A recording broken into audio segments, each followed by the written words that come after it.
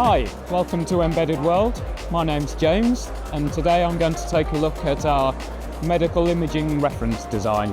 The design's using a Sony imaging sensor, 64 megapixels, to capture images. They're brought into our FPGA over a MIPI interface, where our image sensor pipeline processes the images and feeds the result into a YOLO V8 inference engine. The ISP provides us with surgical grade detail and color accuracy, as well as geometrically faithful warps to correct for the lens distortion that you find in the image sensor.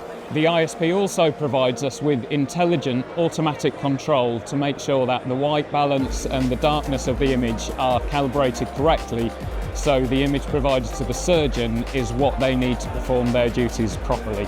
Running this hardware allows subframe latency to create the corrected image, which is important for medical applications. So the reference design supports up to 4K resolution at the output and up to 64 megapixels on its input.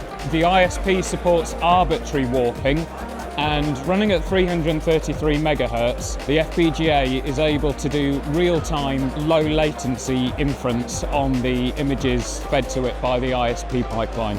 The advantage of the FPGA reference kit, the flexible I/O allowing different I/O standards like HDMI and DisplayPort. There's also access to a full suite of video processing IPs, allowing you to create a myriad of different video processing architectures. Hardware pipelining allows very low latency processing, which is critical for surgical applications. The Agilex 5 family found on this reference kit includes support for DDR5 and LPDDR5, 28 gigabit per second transceivers, and enhanced DSP blocks with Tensor AI enhancements. The devices also have built-in safety and security features for deployment in regulated markets. You can download the reference design now from GitHub or from the Altera developers website. You can start your journey now exploring how FPGA can accelerate your deployment of medical imaging systems.